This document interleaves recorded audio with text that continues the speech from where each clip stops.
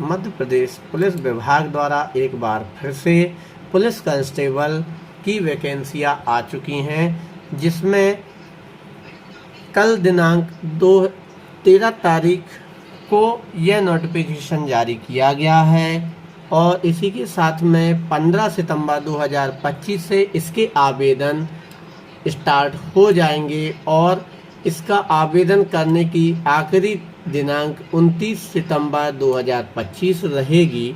इसमें टोटल 7,500 वैकेंसियां हैं, जिसमें आप देख पा रहे हैं यहाँ पर इसकी नियम पुस्तिका आ चुकी है और इसी के साथ में यहाँ पर सीधी भर्ती का यहाँ पे जानकारी दी गई है, जिसमें आप देख पा रहे हैं अनुसूचित जाति, अनुसूचित जनजाति, पिछड़ा वर्ग, ईडब्ल्यूएस अभ्यर्थी के लिए सिर्फ मध्य प्रदेश निवासियों के लिए, यहाँ पर जनरल वालों के लिए 500 रुपये प्रति प्रश्न पत्र होगा और इसी के साथ में अनुसूचित जाति, अनुसूचित जनजाति और पिछड़ा वर्ग के लोगों के लिए 250 रुपये फीस होगी। इसके अलावा ऑनलाइन की जो शॉप है वो चार्ज अलग रहेगा।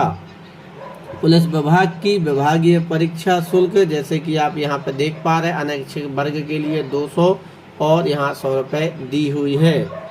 इसी के साथ हम बात कर लें, मध्य प्रदेश में यह दूसरा चरण है जो 2 साल के अंदर इतनी ज़्यादा वैकेंसियाँ आई हुई हैं, नहीं तो अभी तक बहुत कम ऐसा रहा है कि लगातार इतने जल्दी और इतनी वैकेंसियाँ आई हुई हैं।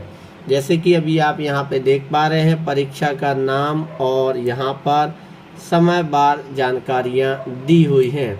यहाँ पर जैसे आप देख रहे हैं परीक्षा का नाम आरक्षक भर्ती है, परीक्षा का दिनांक 30/10 मतलब 30 अक्टूबर से यहाँ पर एग्ज़ाम चालू हो जाएंगे। इसके बाद में प्रथम पाली और द्वितीय पाली मतलब 2 हिस्से 2 टाइम पर एग्ज़ाम चालू होंगे। सुबह का टाइम 7:30 बजे से 8:30 बजे तक का रिपोर्टिंग टाइम रहेगा और दूसरी शिफ्ट में 12:30 बजे से 1:30 बजे तक का रिपोर्टिंग टाइम रहेगा। मुख्य निर्देशों पे हम बात कर ले तो यहाँ पे 9:30 बजे से आपका पेपर स्टार्ट हो जाएगा और यहाँ 2:30 बजे से स्टार्ट हो जाएगा। चलिए हम आगे बात कर लेते हैं। यहाँ पर अभ्यर्थी का आधार कार्ड जैसे यहाँ पे आप देख पा रहे हैं आधार पंजीयन अनिवार्य है आवेदन भरने के लिए। इसके बाद में बोर्ड द्वारा आयोजित परीक्षा में मूल फोटो युक्त पहचान पत्र लाना अनिवार्य होगा, जैसे कि पहचान पत्र में वोटर आईडी, मतदाता पहचान पत्र, पैन कार्ड, आधार कार्ड, ड्राइविंग लाइसेंस, पासपोर्ट, इनमें से एक फोटो मूल युक्त यहाँ पर चाहिए पड़ेगी। इसके बाद हम बात कर लें अभ्यर्थी को नियम पुस्तिका के विनिश्चित मूल परिचय पत्र के अतिरिक्त अपना आधार कार्ड, ई आधार कार्ड की छाया प्रति, नंबर, वोटर आईडी लाना अनिवार्य होगा। ये जब लाना है आपको जब आप पेपर देने एग्ज़ाम देने जाते हैं। इसी के साथ में यहाँ पे जैसे आप दे भी चुके होंगे, कुछ स्टूडेंट्स हैं जो एग्ज़ाम दे चुके होंगे अभ्यर्थी और जो नहीं दे रहे जो पहली बार जा रहे हैं, तो इस बात का आप विशेष ध्यान रखें कि जब भी आप एग्ज़ाम देने जाते हैं तो परीक्षा कक्ष में इलेक्ट्रॉनिक गैजेट्स अलाउड नहीं रहेंगे। Mobile phone, calculator, log table, sunglasses, नकल पर्चा, ये सब चीज़ें। और इसी के साथ में आप जब भी एग्ज़ाम देने जाते हैं तो इस बात का आपको विशेष ध्यान रखना है कि अपना Aadhaar card, PAN card, voter ID लेकर जाएं और इसी के साथ में बिना जेल वाला मतलब डॉट वाला पेन लेकर ज़रूर जाएं। इसके बाद में आगे हम बात कर लेते हैं तो इसमें अभी 7,500 भर्तियां आई हुई हैं और इसी के बाद में यहाँ पे जैसे आप देख रहे हैं मुख्य पुलिस विभाग में यहाँ बताया गया है पुलिस मुख्यालय गृह पुलिस विभाग द्वारा शासन के अंतर्गत आरक्षक संवर्ग कार्यपालिका की सीधी भर्ती हेतु परीक्षा के लिए विभागीय भर्ती नियम 4 से 45 यहाँ पे ये नियम पुस्तिका दी हुई है। यहाँ पे हम बात करते हैं जैसे ओपन में, जनरल में यहाँ पे आप देख रहे हैं 27% 877 और काल्पनिक में 422 दी हुई हैं। और इसी के बाद में जैसे ख़ास तौर से हम बात कर लें जनरल में 2025 और 975 ये जनरल कोटा के लिए है और इसके बाद में ये देख रहे हैं आप, एससी कोटा में 1200 पोस्टें हैं, एसटी कोटा में 1500 हैं, ओबीसी में 2025 1050 975 और यहाँ पे ये टोटल 7500 हैं। केवल पुरुष के लिए अगर हम यहाँ पे बात कर लेते हैं तो यहाँ पे आप देख रहे हैं ये जनरल जीडी के लिए है, ये 142 और 68, मतलब यहाँ हम बात कर लें 525 पोस्ट है। और एक्स सर्विसमैन मतलब जैसे रिटायर्ड फौजी हैं, इनके लिए यहाँ पे 70 पोस्टें दी हुई हैं। और हाई कोर्ट यहाँ 15% 105 पोस्टें दी हुई हैं। इसके बाद हम बात कर लें आरक्षक सामान्य ड्यूटी विशेष सशस्त्र बल को छोड़कर डीएफए को, यहाँ पर ये टोटल 6800 वैकेंसियाँ हैं।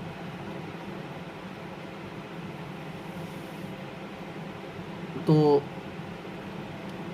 प्यारे भाई और बहनों, बहुत अच्छा सुनहरा मौका है हमारे मध्य प्रदेश के युवा युवतियों के लिए। और लेकिन बस इसमें एक चीज़ है कि हमें ज़्यादा समय नहीं मिला है, 1 माह से 1.25 माह का ही समय है। जैसे कि अभी आप देख रहे हैं 15 तारीख कल से फॉर्म भरना चालू हो जाएंगे और जो कि 30 सितंबर तक फॉर्म भरना है।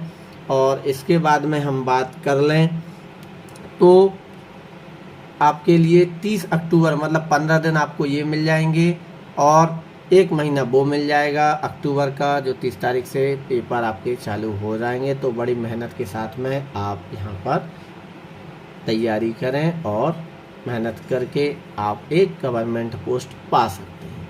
इसके बाद में हम बात कर लें यहाँ पे, जैसे कि आप देख रहे हैं ये आरक्षक जीडी में इसकी जो सैलरी है, वेतनमान है 19,500 से 62,000 तक की सैलरी इसमें जीडी में दी हुई है।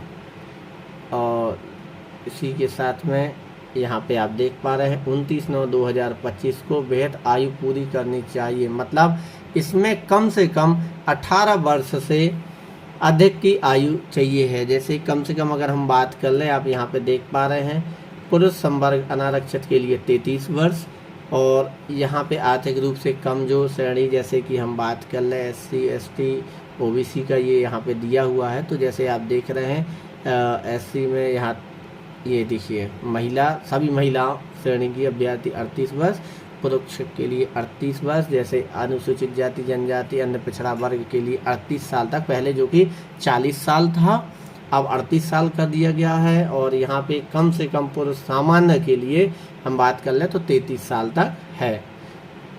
और ये आपको यहाँ पे स्पेशली हाईलाइट करके बताया गया है कि 29/9/2025 को कम से कम 18 वर्ष पूर्ण करने चाहिए। आगे हम बात करते हैं, यहाँ पे आप देख रहे हैं यहाँ पे आपको ये जैसे यहाँ पे दिया हुआ कुछ श्रेणियों का, जैसे यहाँ पे दिया हुआ अनारक्षित शादी जो अदर कास्ट में करते हैं उसके नंबर भी आपको यहाँ पे मिलेंगे। और इसी के साथ में आपको जैसे विक्रम पुरस्कार वगैरह आपको मिलता है या एनसीसी का सर्टिफिकेट वगैरह से भी आपको कुछ प्रॉफिट हो सकता है। ये देखिए यहाँ पे एक चीज़ और, ये इसमें परीक्षा की जो योजना है, प्रथम चरण में लिखित परीक्षा हिंदी भाषा में बहुविकल्पीय प्रश्न रहेंगे, शारीरिक दक्षता में जो है, और इसके बाद में 2 घंटे का पेपर रहेगा जिसमें 100 प्रश्न रहेंगे, अधिकतम 100 अंक का रहेगा। अच्छा, सही उत्तर के लिए 1 अंक दिया जाएगा, प्लस पॉइंट इसमें दिया गया है।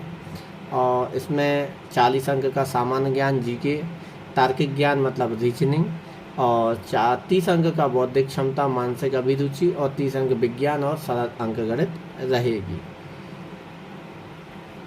तो प्यारे भाइयों और बहनों, इस बात का आपको विशेष ध्यान है, बहुत अच्छे से जोड़ तोड़ के साथ मेहनत करके आप यहाँ पे देख सकते हैं कि हमारे पास समय कम है, तो बहुत अच्छे से मेहनत करके आप एक गवर्नमेंट पोस्ट को पाने का प्रयास करें। चैनल पर पहली बार है तो चैनल को सब्सक्राइब करें, वीडियो जानकारी अच्छी लगी तो लाइक करें और शेयर करें।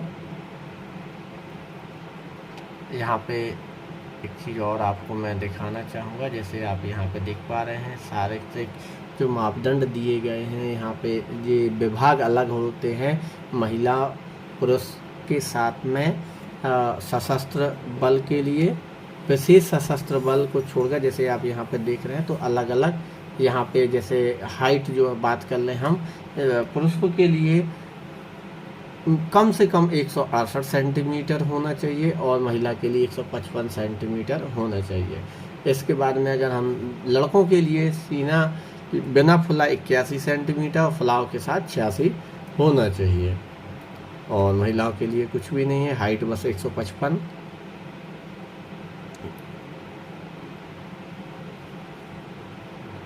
चैनल पर पहली बार है तो चैनल को सब्सक्राइब करें, वीडियो जानकारी अच्छी लगे तो लाइक करें, शेयर करें, सब्सक्राइब करें।